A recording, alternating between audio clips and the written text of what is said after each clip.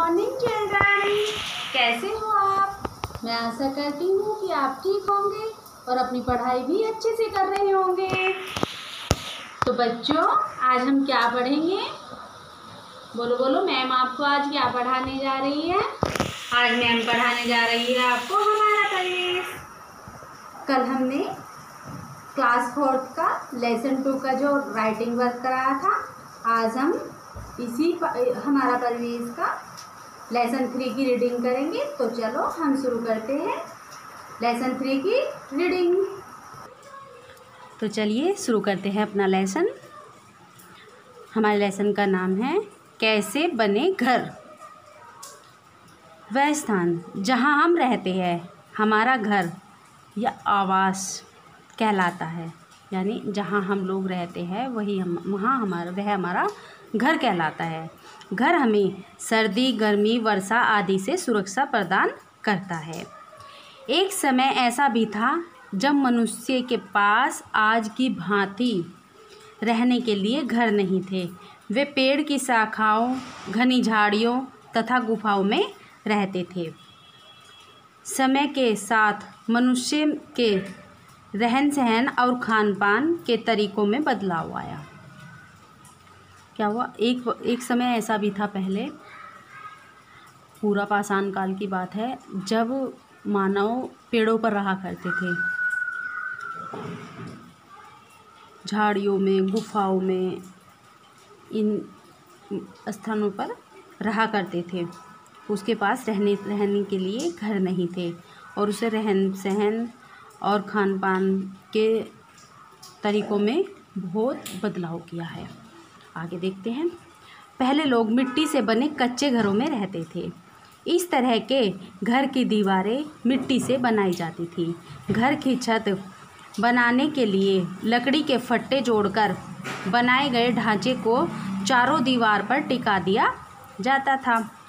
बाद में उसे मिट्टी से लेप दिया जाता था। कहीं कहीं पर घर की छत बनाने में खप्पर, नरिया, बांस, घास फूस आदि का भी उपयोग किया जाता था। हमने भी देखा है कई बार कि जो ये कच्चे घर होते थे तो ये मिट्टी से बने हुए होते थे। अभी भी है कुछ लोगों के, हम जाते हैं गांव में जैसा तो देखते हैं कुछ लोगों के अभी भी कच्चे घर बने हुए हैं। और एक बात है उन घरों में कि उन घरों में जैसा अब हमारे इतनी बड़ी बड़ी पक्के मकान बन गए हैं, लेकिन जितनी शीतलता उन घरों में है, बहुत अच्छी ठंड रहती है। हमारे घरों में थोड़ी सी तेज़ गर्मी हो तो तपन पैदा हो जाती है, लेकिन वो गर्म नहीं होते, उनमें ठंड बनी रहती है। तो चलिए आगे चलते हैं। इस प्रकार बने घर की फर्श पर मिट्टी में गोबर मिलाकर उनकी लिपाई की जाती थी। कुछ लोग घर बनाने में केवल घास फूस तथा बांस बल्ली आदि का ही उपयोग करते थे। ऐसे घर को झोंपड़ी कहा जाता है। आगे देखते हैं, ये भी जानो। आज से लगभग 2500 ईसा पूर्व विकसित सिंधु सभ्यता भारत की पहली नगरीय सभ्यता थी। इस सभ्यता की प्रमुख विशेषता थी सुनियोजित नगर एवं भवन निर्माण व्यवस्था तथा समुचित जल निकास प्रणाली थी। पता कीजिए, आप अपने आसपास किस तरह के घर देखते हैं, आप ये बताएंगे। अब तो हमको तो भाई आसपास पक्के ही घर दिखते हैं। आपका घर पक्का है या कच्चा है? गांव में कहीं कहीं पर जाते हैं हम तो वहाँ पर कच्चे मकान देखने को मिल जाते हैं। हो सकता है आपके आसपास भी हो। चलिए आगे चलते हैं। कैसे बदले घर। आप अपने आसपास कई तरह के घर देखते हैं। इनमें से कुछ घर कच्चे होते हैं तो कुछ घर पक्के। पक्के घर में भी कई तरह के होते हैं, जैसे 1 मंजिला, 2 मंजिला, बंगला, बहुमंजिला इमारतें आदि। समय बीतने के साथ साथ घर के आकार, प्रकार तथा बनावट सामग्री में बदलाव व विविधता आ गई है। अब घर बनाने में सीमेंट, पक्की ईंट, बालू, लोहे की सरिया, ग्रेनाइट पत्थर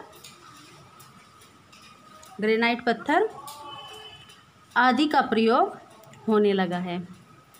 इन सामग्रियों के इस्तेमाल से बने मकान की दीवार, छत, फर्श सभी पक्के एवं मजबूत होते हैं। जैसा कि आप देखते हो कि आपके घर में भी जो छतें हैं मोस्टली पक्की ही होंगी।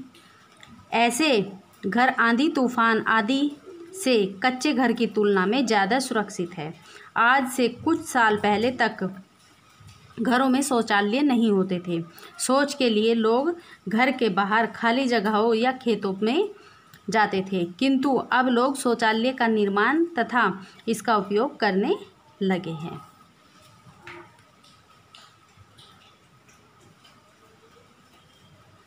आगे देखिए, घर का स्वरूप झोपड़ी और कच्चे मकान से होता हुआ विशाल और आलीशान भवनों तक पहुंचा है, किंतु घर चाहे जितना छोटा हो या बड़ा हो, कच्चा हो या पक्का हो, इसे स्वच्छ और व्यवस्थित रखना सबसे महत्वपूर्ण है। घर को स्वच्छ और व्यवस्थित रखने की जिम्मेदारी परिवार के सभी सदस्यों की होती है। घर से निकलने वाला कचरा हमारे दैनिक जीवन के विभिन्न कार्यों के दौरान कई उपयोगी पदार्थ बचते हैं, जिन्हें हम कचरा या अपशिष्ट पदार्थ कहते हैं। जैसे सब्जी व फल के छिलके, उपयोग के बाद बची हुई चाय की पत्ती, टॉफ़ी, बिस्किट आदि के रैपर, पॉलीथीन की थैलियाँ आदि। इन्हें कुछ लोग कूड़ेदान में न फेंककर सड़क पर ही फेंक देते हैं। प्राय घर से निकलने वाले कूड़े को 2 भागों में बांटा गया है: सड़ने वाला कूड़ा और जिसे कहते हैं गीला कचरा, तथा न सड़ने वाला कूड़ा जिसे कहते हैं हम सूखा कचरा। आगे देखते हैं, चलो चर्चा करते हैं इसी की। यदि आपके घर एवं आसपास से यह कूड़ा न हटाया जाए तो क्या होगा? यदि हमारे आसपास से, घर के आसपास से या घर से कूड़ा नहीं हटाया जाएगा तो उस कूड़े में गंदगी हो जाएगी, और गंदगी होगी तो गंदगी से अनेक बीमारियां पैदा होती है और हम लोग बीमार हो सकते हैं। यह हमें कैसे हानि पहुंचाता है ये मैंने बता ही दिया कि उसमें गंदगी हो जाएगी, गंदगी होगी तो बीमारियां पैदा होगी तो हम लोग भी उससे नहीं बच पाएंगे। घर से निकलने वाले कूड़े कचरे यदि इधर उधर बिखरे रहे तो इससे गंदगी फैलती है, अनेक हानिकारक कीड़े पनपते हैं, इससे दुर्गंध भी पैदा होती है तथा मक्खियाँ बैठती है। इसके कारण अनेक बीमारियाँ फैलती है जो हमारे स्वास्थ्य पर बुरा असर डालती है। अतः कूड़े कचरे का सही तरीके से निस्तारण करना स्वास्थ्य एवं स्वच्छता की दृष्टि से महत्वपूर्ण है। जैसा कि मैंने बताया था, अगर कूड़ा करकच हमारे आसपास होगा तो उसमें क्या होगा, दुर्गंध होगी, कीड़े पनपेंगे, मक्खियाँ बैठेगी उनके ऊपर, वही मक्खियाँ फिर हमारे ऊपर भी बैठेगी, हमारे खाने के ऊपर भी बैठेगी, जिससे हमें अनेक बीमारियाँ फैल जाएगी और हमारे स्वास्थ्य पर इसका बुरा प्रभाव होगा। तो इसलिए हमें अपने आसपास के वातावरण को साफ रखना चाहिए। ठीक, आगे चलते हैं। कचरा निस्तारण। हम सभी अपने आसपास कूड़े के निस्तारण की समस्या का सामना करते हैं, इसलिए यह आवश्यक है कि हम कचरा निस्तारण के लिए ऐसा तरीका अपनाएं जिससे हमारे परिवेश को नुकसान न पहुंचे तथा हम अपने गांव शहर को साफ सुथरा रख सकें। आइए करके सीखें। अपने घर से निकलने वाले कचरे को 2 समूहों में इस प्रकार पृथक करें कि प्रत्येक समूह में निम्नलिखित वस्तुएं हो। एक समूह खराब फल, सब्जी के छिलके तथा फल के छिलके, खराब हुआ भोजन, उपयोग की चाय पत्ती, सूखी पत्तियां आदि। दूसरा समूह होगा पॉलीथीन की थैलियाँ, प्लास्टिक, कांच, लोहे के अनुपयोगी सामान, क्योंकि ये तो गल जाएगा और ये नहीं गलता। अनुपयोगी सामान आदि। आप प्रत्येक समूह के कचरे को अलग अलग गमले में डालकर मिट्टी से ढक दें। कुछ माह बाद दोनों समूह के कचरे के ऊपर से मिट्टी हटाकर उनमें एक हुए परिवर्तन को देखें। आप देखेंगे कि समूह एक का कचरा पूर्णतः सड़कर मिट्टी में मिल गया। मिट्टी में मिला हुआ यह कचरा पेड़ पौधों के लिए खाद की तरह काम करता है, जबकि समूह 2 का कचरा सड़कर मिट्टी में नहीं मिला। सोचिए ऐसा क्यों हुआ? इसका कारण यह है कि कूड़े कचरे के रूप में फेंके गए प्लास्टिक, बैटरी, कांच, पॉलीथीन आदि सड़ते नहीं हैं। ठीक है, जो प्लास्टिक होती है वो गलती नहीं है, धीरे धीरे कचरे के ढेर के रूप में एकत्रित होकर हमारे पर्यावरण को नुकसान पहुंचाते हैं। अतः उचित होगा कि हम अपने घर से निकलने वाले कचरे को अलग अलग कूड़ेदान में डालें। आई बात समझ में? इसलिए हमें प्लास्टिक का इस्तेमाल नहीं करना चाहिए। जब भी आप बाज़ार जाओ तो अपना थैला कपड़े का अपने साथ लेकर जाओ, उसी में सामान लाओ। ओके, चलिए आगे चलते हैं। कचरा प्रबंधन। कचरा प्रबंधन से तात्पर्य है कचरे का उचित निस्तारण। कचरा प्रबंधन द्वारा हम मिट्टी के में सड़ने योग्य कचरे से खाद तैयार कर सकते हैं। इसका उपयोग घर या विद्यालय के बगीचे में किया जा सकता है, जबकि मिट्टी में न सड़ने योग्य कचरे का निस्तारण हेतु 4R का अनुसरण कर सकते हैं। ये 4R क्या है, अब मैं आपको इसके विषय में बताऊंगी।